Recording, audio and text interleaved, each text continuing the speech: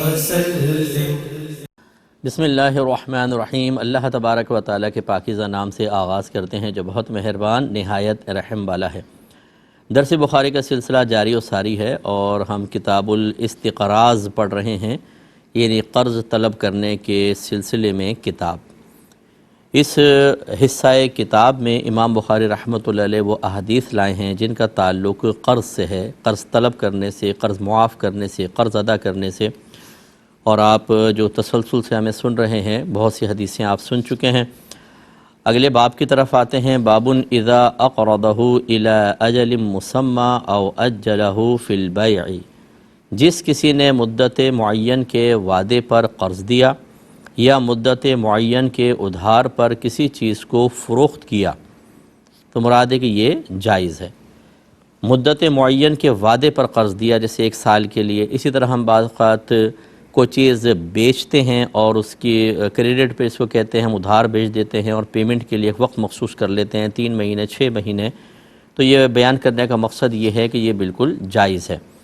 اس پر یہ حدیث لے کر آئے ہیں 2404 نمبر، اور حضرت ابو ہریرہ رضی اللہ تعالی عنہ اس کے راوی ہیں۔ یہ کہتے ہیں کہ رسول اللہ صلی اللہ علیہ وسلم نے بنی اسرائیل کے ایک شخص کا ذکر کیا جس نے بنی اسرائیل کے دوسرے شخص سے کہا کہ وہ اس کو قرض دے، تو اس نے اس کو ایک مدت معینہ کے لیے قرض دیا۔ اب دیکھیں، مدت معینہ پر قرض دینا جائز ہے۔ نبی کریم صلی اللہ علیہ وسلم نے اس کے لیے بنی اسرائیل کے 2 اشخاص کا ایک واقعہ ذکر کر دیا کہ ایک نے دوسرے سے قرض مدت معین کے لیے مانگا، اس نے دے دیا۔ تو اس کا مطلب یہ ہوا کہ پچھلی قوموں کے وہ معاملات کہ جن کو نبی کریم صلی اللہ علیہ وسلم نے باقی رکھا، ان کا انکار نہ کیا، ان کا رد نہیں کیا، ان کے خلاف حکم نہیں دیا، تو وہ پہلے جس دور میں تھے اس نبی کی شریعت کہلائیں گے، اور پھر جب نبی کریم صلی اللہ علیہ وسلم نے اس کو باقی رکھا تو اب یہ نہیں کہیں گے کہ سرکار نے پچھلی شریعت پر حکم دیا یا پچھلی شریعت کو باقی رکھا، بلکہ اب وہ ہمارے نبی کریم صلی اللہ علیہ وسلم کی شریعت کہلائے گی۔ یہ اچھی طرح یاد رکھیں کہ جو احکام تبدیل نہیں ہوئے، پہلے وہ کسی اور نبی کی طرف منسوب ہوں گے، لیکن جب نبی کریم صلی اللہ علیہ وسلم نے اعلان نبوت فرما دیا اور اب ان چیزوں کو آپ نے باقی رکھا، اس کی اجازت دی، تو ہماری شریعت کہلائے گی۔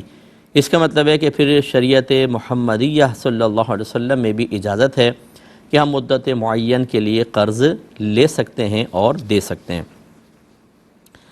آگے ہے کہ باب الشفاعت فی ودع الدین، قرض وصول کرنے میں کمی کی سفارش کرنے کا باب۔ 2405 حدیث پاک ہے۔ حضرت جابر رضی اللہ تعالیٰ عنہ بیان کرتے ہیں کہ ان کے والد حضرت عبداللہ رضی اللہ تعالیٰ عنہ شہید ہو گئے اور انہوں نے اولاد اور قرض چھوڑا، بس میں نے قرض خواہوں سے یہ کہا کہ وہ اپنے قرض سے کچھ کم کر دیں تو انہوں نے انکار کر دیا۔ پھر میں نبی کریم صلی اللہ علیہ وسلم کی خدمت میں حاضر ہوا اور عرض کی کہ آپ ان سے قرض میں کچھ کمی کرنے کی سفارش کر دیجئے، تو آپ نے سفارش کی، لیکن انہوں نے پھر انکار کیا، تو نبی کریم صلی اللہ علیہ وسلم نے ارشاد فرمایا کہ تم کھجور کی تمام قسموں کو الگ الگ کر کے ڈھیریاں بنا دو، ازق ابن زید الگ کر دو، لین الگ کر دو، عجوہ الگ کر دو۔ یہ سب عمدہ کھجوروں کے نام تھے اس زمانے میں، عجوہ تو اب بھی چلتی ہے۔ پھر ان قرض خواہوں کو بلاؤ حتیٰ کہ میں تمہارے پاس آ جاؤں، یعنی بلا کے روک دو، دینا کچھ نہیں، یہاں تک کہ میں تمہارے پاس آ جاؤں۔ حضرت جابر رضی اللہ تعالیٰ عنہ کہتے ہیں کہ میں نے ایسا ہی کیا، پھر رسول اللہ صلی اللہ علیہ وسلم آ کر ان کھجوروں پر بیٹھ گئے، پھر آپ نے ہر شخص سے کہا حتیٰ کہ اس نے اپنا قرض وصول کر لیا، یعنی سرکار نے آ کر کیا کہا، آؤ اپنا قرض لے لو۔ وہ لیتے گئے تول تول کے اور قرض وصول کر لیا، اور کھجوریں اسی طرح باقی رہیں گویا کہ کسی نے ان کو چھوا تک نہیں تھا۔ تو آپ کو یاد ہوگا کہ پچھلے ہم نے کچھ پروگرامز میں پہلے ایک حدیث ایسی ہی عرض کی تھی، بخاری کی ہی تھی، اس میں نبی کریم صلی اللہ علیہ وسلم نے اصل میں جابر بن عبداللہ رضی اللہ تعالیٰ عنہ پر والد کی وجہ سے قرضہ آیا، اور آپ کے پاس باغ تھا اور اس میں ابھی کھجوریں لگی ہوئی تھیں، اور اتنی آپ کو غالب گمان تھا اتنی نہیں ہوں گی کہ میں ان کا قرض ادا کر دوں۔ تو اس حدیث کے مطابق ان کے بھی کہ آپ نے پہلے تو خود منع کمی کی کہا ان سے، اور وہ قرض خواہ یہود تھے، پہلے وہ نہیں مانے، پھر نبی کریم صلی اللہ علیہ وسلم سے سفارش کے لیے کہا، آپ نے ارشاد فرمایا لیکن بہرحال ان کی بدبختی میں کہوں گا کہ انہوں نے اس کو بھی نہیں مانا۔ تو اس روایت میں یہ ہے کہ نبی کریم تشریف لائے اور درختوں کے گرد طواف فرمایا، اگر آپ کو یاد ہو تو، اور اس میں ہے کہ آپ نے کھجوریں رکھیں اور ان پر خود تشریف فرما ہو گئے۔ تو دو طرح کی روایات ہیں، ہو سکتا ہے یہ دو الگ الگ واقعات ہوں کہ ایک دفعہ ایسا ہوا اور پھر دوسری دفعہ ایسا ہوا، کیونکہ راوی تو ایک ہی حضرت جابر بن عبداللہ اپنا واقعہ بیان کر رہے ہیں، تو ہو سکتا ہے کہ دو مختلف واقعات ہوں۔ اگر دو راوی ہوتے علیحدہ علیحدہ تو پھر ہم کہہ سکتے تھے کہ کنفرم تھا پھر تو کہ انہوں نے الگ چیز دیکھی، انہوں نے الگ چیز دیکھی، لیکن چونکہ بیان کرنے والے حضرت جابر بن عبداللہ ہیں تو ہم یہ کہیں گے کہ آپ نے دو دفعہ گویا کہ اس طرح کا کوئی واقعہ ہوا ہوگا۔ اب اس میں تبصرہ پہلے ہو چکا ہے۔ پہلی بات تو یہ کہ یہود سے قرضہ لیا تھا، اس کا مطلب اس زمانے میں چونکہ یہود مدینہ منورہ میں موجود تھے اور ان سے لین دین چلتا تھا تو قرضہ لے لیا گیا۔ تو ہم نے آپ کو سمجھایا تھا ایک پہلے بھی کسی موقع پر کہ غیر مسلم سے ایسا قرض لینا کہ جس میں مسلمان یا اسلام کے لیے ذلت کا پہلو نہ ہو، جیسے آپ کاروبار کر رہے ہوتے ہیں، ہمارے پڑوسی ملک میں ہیں، اسی طرح باہر کے ملکوں میں ہوتا ہے، یا آپ کا روم پارٹنر ہوتے ہیں، بعض اوقات شیئرنگ پہ آپ نے روم لیا ہوتا ہے، اور اگر آپ اس سے لیتے ہیں تو اس میں اسلام کے لیے ذلت کا پہلو نہیں ہے، آپ بحیثیت مسلمان اب ایسا نہیں کہ قرض لے کے اس سے مروب اور متاثر ہو جائیں کہ آپ اسے کوئی نصیحت نہ کر سکیں، آپ اس کے ناحق کو دیکھ کر ہاں میں ہاں ملانے پر مجبور ہو جائیں، پھر تو قرض لینا منع ہوگا۔ اگر ایسا نہیں ہے تو بقدر ضرورت لے سکتے ہیں، لیکن بقدر ضرورت اور ضرورت کے وقت، ورنہ احتیاطی کریں، کیونکہ جب آدمی کسی مسلمان سے بھی ہم قرضہ لیتے ہیں تو آپ دیکھیں کہ نگاہیں احسان کی بنا پر جھک جاتی ہیں اور ہم اسے اپنے سے افضل ماننے پر مجبور ہوتے ہیں کہ کیونکہ اس نے برے وقت میں ہماری مدد کی تھی۔ تو پھر ایک غیر مسلم کے سامنے ایک مسلمان کی یہ فیلنگ ہو کہ وہ اس کو اس جہت سے یعنی قرض کی بنا پر خامخواہ اپنے سے افضل سمجھ رہا ہو، یہ قطعاً غیر مناسب ہے۔ اس لیے ایسا کوئی طرز عمل اختیار کرنا کہ جس میں انسان بحیثیت مسلمان اور کسی سے دبے جھکے یا گلٹ فیل کرے، یہ مناسب نہیں ہوتا ہے۔ اگرچہ میں ناجائز نہیں کہہ رہا ہوں لیکن مناسب نہیں ہوتا، اس لیے بچنا چاہیے۔ بہرحال تو آپ نے قرض لیا، پہلی بات یہ کہ یہ صحیح شرائط کے ساتھ جائز ہے۔ دوسری بات یہ ہے کہ نبی کریم صلی اللہ علیہ وسلم سے آپ نے گزارش کی کہ آپ سفارش کر دیں۔ اس پہ ہم نے سمجھایا تھا کہ اچھے کام کے لیے جو شخص جس کے لیے مستحق ہو، وہ قابل بھی ہو، اگر ہم سفارش کریں گے تو یہ جائز ہے اور بلکہ اچھا مستحب عمل ہے۔ لیکن ہمارے ہاں سفارش بعض اوقات ہم لگاتے ہی وہاں جیک کہتے ہیں، ہم جیک لگا رہے ہیں، وہاں لگاتے ہیں کہ جب ہمیں یقین ہوتا ہے کہ ہم اس معیار پر پورے نہیں اتر رہے جس معیار کو کمپنی یا ادارہ طلب کر رہا ہے، لہذا وہ تجربہ 5 سال کا مانگ رہے ہوتے ہیں، ہم 2 سال کا تجربہ ہوتا ہے یا ہوتا ہی نہیں ہے، اور وہ ڈگریز مختلف مانگ رہے ہوتے ہیں، ہمارے پاس کم درجے کے سرٹیفکیٹس ہوتے ہیں، لیکن ہم پھر جیک لگا کر اور ایسی جاب حاصل کر لیتے ہیں، یہ شرعاً جائز نہیں ہے۔ ایسی سفارش کے جس میں جھوٹ بولنا پڑے، سامنے والے کو دھوکہ دینا پڑے، یا آپ نااہل کو آگے کر دیں، اہل معلوم ہو جائے، یا اس سے زیادہ حقدار جو بالکل پرفیکٹ اور تمام شرائط پہ پورا اترتا ہے اس کو جاب ملنی چاہیے، لیکن آپ نے سفارش کر کے ایک ناقص شخص کو لگوا دیا، یہ سفارشیں گناہ ہیں، ان میں بالکل تعاون نہیں کرنا چاہیے، کریں گے تو آخرت میں پھنسیں گے۔ اب جب وہ نہیں مانے یہود تو نبی کریم صلی اللہ علیہ وسلم نے فرمایا کہ تمام قسم کی جتنی کھجوریں تمہارے باغ میں ہوتی ہیں ان کے ڈھیر لگا دو علیحدہ علیحدہ، اور ان کو بلا لو اور دینا نہیں یہاں تک کہ میں نہ آ جاؤں۔ بلا لیا گیا، سرکار گئے اور آپ بیٹھ گئے کھجوروں پر۔ اب کھجور اللہ کی نعمت ہے، اس پر ایک انسان کا بیٹھ جانا، اب انسان سے ہمارے نبی کریم صلی اللہ علیہ وسلم تو چونکہ انسانیت انسان ہونے میں اکمل ترین ہیں، کوئی آپ کا مقابل نہیں، حتیٰ کہ آپ کی بشریت تو ایسی ہے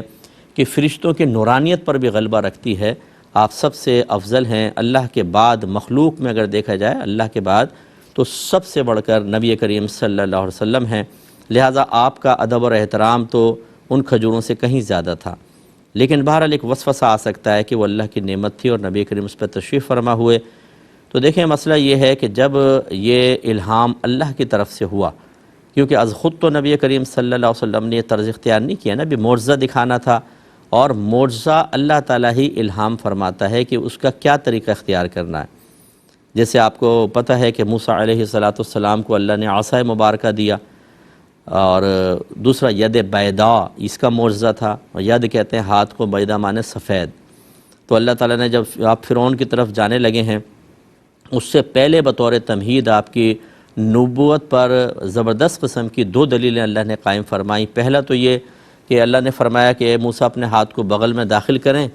اور پھر باہر نکالیں۔ جب آپ نے نکالا تو روشن ہو گیا ہاتھ ایک دم، اور پھر جب دوبارہ آپ رکھتے تو پھر وہی عام رنگت میں آ جاتا۔ ایک تو یہ معجزہ، تو اب یہ یوں کرنا ہے کہ آپ ایسا کریں یہ چمک جائے گا، اللہ نے الہام فرمایا۔ اسی طرح قرآن میں یہ موجود ہے کہ موسیٰ اپنا عصا پھینکی، عصا پھینکا تو وہ اژدہا بن گیا، آپ ڈرے تو اللہ نے فرمایا آپ ڈرے نہیں، اس کو دوبارہ ہاتھ میں لیں، آپ نے لیا وہ ایک دم عصا مبارکہ بن گیا۔ تو یہ الہامات اللہ کی طرف سے ہوتے ہیں کہ کس طریقے سے ایک خارق عادت کام کو ظاہر کرنا ہے۔ خارق مانے پھاڑ دینے والا، عادت جو عام روٹین ہوتا ہے، یعنی معجزہ عام روٹین سے ہٹ کر ہوتا ہے، یہ عادت کو ختم کر دیتا ہے، عادت سے ہٹ کر ہوتا ہے، اس لیے اس کو خارق عادت کہتے ہیں، عادت کو پھاڑ دینے والا۔ ولایت ولی جو کرامت دکھاتا ہے وہ بھی خارق عادت فعل ہوتا ہے، اور نبی جو معجزہ دکھاتا ہے وہ بھی ہوتا ہے، لیکن یقیناً معجزہ کرامت سے بڑھ کر ہے۔ تو یہ الہام اللہ کی طرف سے تھا، لہذا کوئی الزام نہیں ہے کہ نبی کریم صلی اللہ علیہ وسلم کھجوروں پر کیوں تشریف فرما ہوئے، اس لیے کہ حکم اللہ تعالیٰ کا تھا، الہام اللہ تعالیٰ کا تھا، معجزے کا اظہار اللہ تعالیٰ کے اذن سے اور اس کا طریقہ کار بھی اللہ کی اجازت سے اختیار کیا گیا تھا، اور اللہ تعالیٰ پہ کوئی کلام نہیں ہو سکتا۔ اللہ تعالیٰ جو چاہے جیسا چاہے حکم دے، ہر حکم حق ہے، ہر حکم صحیح ہے، ہر حکم عدل کے مطابق ہے، اس کے فضل کے مطابق ہے۔ یہ میں پہلے آپ کو بات بتا چکا ہوں، یہ ذہن میں پھر دوبارہ ایک دفعہ یادہ کر دیتا ہوں کہ عقیدہ یاد رکھیں کہ یہ صحیح غلط، نیکی بدی، ہدایت گمراہی، گناہ ثواب، یہ سب حکم کے بعد ہوتا ہے۔ اگر آپ ایک حکم موجود ہے اس کو اختیار کریں گے، اس کے مطابق عمل کریں گے تو آپ نے نیکی اختیار کی، اس کے خلاف جائیں گے تو بدی، اس کے مطابق کریں گے تو ثواب ملے گا، خلاف جائیں گے تو گناہ ہوگا۔ اس کا مطلب ہے کہ یہ تو پھر آپ کے میرے لیے متصور ہو سکتا ہے، مخلوق کے لیے، کیونکہ اللہ کا حکم ہوگا، اس کے خلاف جا کر یہ ہوگا، اس کے مطابق کریں گے یہ ہوگا۔ اب اللہ تعالیٰ پر کون حکم دینے والا ہے بتائیے؟ کوئی بھی نہیں۔ لہٰذا اللہ تعالیٰ کے لیے غلط کوئی چیز نہیں ہے، گمراہی کوئی چیز نہیں ہے، بدی کوئی چیز نہیں ہے، وہ جو فیصلہ کرتا ہے وہ اچھا ہی ہے۔ وہ الگ بات ہے کہ آپ اپنے معاملات کو دیکھ کر اس کے بارے میں کچھ نیگیٹو سوچنے لگیں تو وہ آپ کا مسئلہ ہے۔ کیسے نیگیٹو؟ مثال کے طور پر دیکھیں، ہمیں ایک تصور دیا گیا جی نکاح کرو عورت حلال ہو جائے گی، اس کے لیے کیا کرنا ہوگا؟ عاقل بالغ لڑکا لڑکی ہوں، اگر خود کر رہے ہیں ورنہ پیرنٹس کرتے ہیں جیسے، اور 2 گواہ موجود ہونا ضروری ہیں، مہر مقرر کیا جائے اور باہم رضامندی سے ایجاب و قبول، عورت حلال ہو گئی، یہ شریعت نے بتایا۔ لیکن کنیز کے بارے میں یہی شریعت کہتی ہے کہ آقا اپنی کنیز سے نکاح نہیں کرے گا، بغیر نکاح کے جسمانی تعلق قائم کرے گا، یہ بالکل حلال و طیب، اور پیدا ہونے والا بچہ بھی بالکل حلال ہوگا اور اس کا آقا سے نسب ثابت ہوگا۔ اب یہ عام لوگ جو ہوتے ہیں، یار یہ کیسے ہو گیا؟ باندی سے نکاح کے بغیر تعلق جائز، یہ کیسے ہو گیا؟ ارے بھائی یہ نکاح کیسے ہو گیا جائز؟ بھائی اللہ نے فرمایا تو بس، وہ بھی تو اللہ نے اجازت دی ہے۔ یہ ہوتا ہے معاملہ کہ جب ہم خود شریعت کی بعض چیزیں ذہن میں رکھتے ہیں، پھر شریعت ہی سامنے بیان کی جا رہی ہو لیکن وہ پہلے والے حکم کے خلاف سا لگے، اس سے مخالف لگے، تو ہم بدظن سے ہو جاتے ہیں اور تذبذب کے عالم میں آ جاتے ہیں۔ ارے بھائی یہ بھی اللہ کا حکم ہے، وہ بھی اللہ کا حکم ہے۔ ہاں اگر ایک اللہ کا حکم ہو، اس کے متبادل دوسرا حکم نہ ہو، جیسے زنا، ٹھیک ہے نا، اجنبی عورت سے زنا کرنا، جسمانی تعلق قائم کرنا، یہ زنا کہلاتا ہے۔ اب اجنبی عورت سے وہ تو آقا اور کنیز کا معاملہ نا، اور کوئی ایسا معاملہ بتائیں کہ اس میں جائز ہو جائے، کوئی کہہ دے کہ یہ طریقہ جائز ہے، کیسے ہو جائے گا؟ مثلا کوئی آزاد عورت ہے، ابھی ایک مسئلہ میرے سامنے آیا تھا اس طرح کا کہ 3 طلاقیں دے دی اور پھر شوہر نے کہا کہ چلو تم ایسا کرو، تم کنیز بن جاؤ، میں آقا بن جاتا ہوں، پھر ہم ساتھ رہ جاتے ہیں۔ اس نے کہا ٹھیک ہے، 3 طلاق کے بعد، اور جسمانی تعلق بھی قائم ہو گیا، اولاد بھی پیدا ہو گئی۔ بعد میں پوچھ رہے ہیں کہ یہ جو کنیز اور آقا کا ہم نے تعلق قائم کیا صحیح ہوا کہ نہیں ہوا؟ اب یہ دیکھیں، یہ نکاح کے مقابل آپ نے ایک طرز عمل اختیار کیا اور اس کی شریعت نے اجازت نہیں دی تھی، یہ گناہ ہوگا۔ تو اس کا مطلب یہ ہوا کہ اب غذا کے اوپر بیٹھ جانا، یہ آپ کو اس لیے فیل ہوتا ہے کہ غذا کا احترام کا حکم ہے، لیکن جب نبی کریم بیٹھ گئے تو کیا ثابت ہوا کہ یہ حکم ہمارے لیے ہے اور یہ خاص اس کی اجازت نبی کریم صلی اللہ علیہ وسلم کے لیے تھی، دونوں اللہ کی طرف سے، تو اعتراض کیا ہوا؟ امید ہے کہ آپ میری بات سمجھیں گے۔ اس پروگرام کو ایک دفعہ اور دیکھ لیجئے گا جو میں نے سمجھانا چاہا انشاءاللہ آپ کو بہت اچھی طرح سمجھ میں آئے گا، لہٰذا اس پہ کوئی اعتراض نہیں ہے۔ سرکار بیٹھ گئے۔ اچھا، پھر یہ بات ہوئی تھی معجزہ جو ہوتا ہے وہ ہوتا ہی یہ ہے کہ نبی سے ایسے کام کا صدور ہوتا ہے، ایسا کام ظاہر ہوتا ہے جس کی مثل لانے سے لوگ عاجز آ جاتے ہیں۔ تو چونکہ نبی کا یہ عمل یا یہ جو کچھ معاملہ آپ دکھا رہے ہیں یہ دوسروں کو اس کی مثل لانے سے عاجز کر دیتا ہے، تو اس کو کہتے ہیں معجزہ، عاجز کر دینے والا۔ تو نبی کریم صلی اللہ علیہ وسلم تشریف فرما ہوئے، اب کر کے دکھا دے۔ کوئی اگر یہ کہے جی نبی تو ہماری طرح ہی ہوتے ہیں، وہ بھی انسان ہم بھی انسان، وہ کھاتے ہیں پیتے ہیں ہم بھی کھاتے پیتے ہیں، وہ بیوی بچے ہوتے ہیں ان کی اولاد ہوتی ہے، ہمارے بھی ایسے سب ہے، لیکن اس کے باوجود وہ اپنے انسان ہونے میں کامل و اکمل ہیں، کیونکہ ان کے ساتھ وصف نبوت ہے، اس لیے وہ ہمارے برابر نہیں ہو سکتے، ہم ان کے قدموں کی گر تک بھی نہیں پہنچ سکتے۔ آپ اور میں بیٹھ جائیں کھانے کے اوپر بے ادبی اور کوئی اضافہ نہیں ہوگا، نبی کریم تشریف فرما ہو جائے عین ادب، اللہ کی اجازت اور برکت پیدا ہو گئی۔ اب بیٹھنے سے برکت پیدا ہو گئی، بیٹھنے سے کھجوریں زیادہ ہو گئیں، حتیٰ کہ اتنی زیادہ ہوں گی کہ قرض زیادہ ہو گیا، اور سرکار ہٹے ہیں تو ایک کھجور اس میں کم نہیں تھی۔ اس کا مطلب یہ ہوا کہ یہ معجزہ جو تھا یہ وہ معاملہ تھا کہ جس کی مثل لانے سے لوگ عاجز ہیں، اور یہ اللہ کا کمال ہوتا ہے۔ آپ دیکھیے معجزہ ویسے تو ہم نبی کی طرف منسوب کرتے ہیں کہ نبی کا کمال ہے، لیکن حقیقتاً تو میرے رب کا کمال ہے، اور اس سے یہ معلوم ہوتا ہے، ہم پہلے بھی اس کو کہہ چکے، میں بار بار اس لیے آپ کو عرض کرتا ہوں تاکہ آپ کو ذہن میں آئے کہ پہلے بھی یہ بات بیان ہوئی، اب بھی ہم کر رہے ہیں کہ اللہ تعالیٰ اسباب کا محتاج نہیں ہے۔ وہ کھجوریں پیدا کرنے میں اس چیز کا محتاج نہیں ہے کہ پہلے بیج لگاؤ پھر درخت لگے پھر کھجوریں لگے، وہ چاہے تو کھجوروں سے کھجوروں کو پیدا کر دے اور لوگ کھائیں بھی، اس کو زیادہ دے بھی دی سرکار نے، پھر بھی اتنی کھجوریں باقی رہیں۔ وہ اسباب کے تابع نہیں ہیں، اسباب اس کے حکم کے تابع ہیں، ٹھیک ہے نا؟ تو جب دنیا میں اللہ نے چند چیزیں ایسی دکھا دی تو اس سے یقین حاصل ہوا کہ جنت میں جو نبی کریم صلی اللہ علیہ وسلم نے مختلف قسم کی چیزیں بیان فرمائیں وہ یقیناً ظہور پذیر ہوں گی، اور اس میں کوئی تعجب نہیں ہے۔ مثلا نبی کریم فرماتے ہیں جنتی لیٹا ہوگا تخت کے اوپر تو اس کو آسمان پہ اڑتے ہوئے جنتی پرندے نظر آئیں گے، تو دل میں تمنا پیدا ہوگی یہ بھن کر آ جائے، ایک دم آ کے سامنے گر جائے گا۔ اور سرکار فرماتے ہیں آگ پر پکا نہیں ہوگا، یعنی سٹیم روسٹ، وہ کھائے گا، جب کھا چکے گا پھر زندہ ہو کے اڑ جائے گا، یعنی مانا فنا نہیں ہے۔ یہ دیکھیں ایسے ہی سرکار نے یہاں معاملہ دکھایا، اس کا مطلب ہے جنت سے متعلق تمام حدیثوں پر ایمان اور یقین رکھنا چاہیے۔ اللہ تعالیٰ عمل کی توفیق عطا فرمائے، آمین۔ وآخر دعوانا ان الحمد للہ رب العالمین۔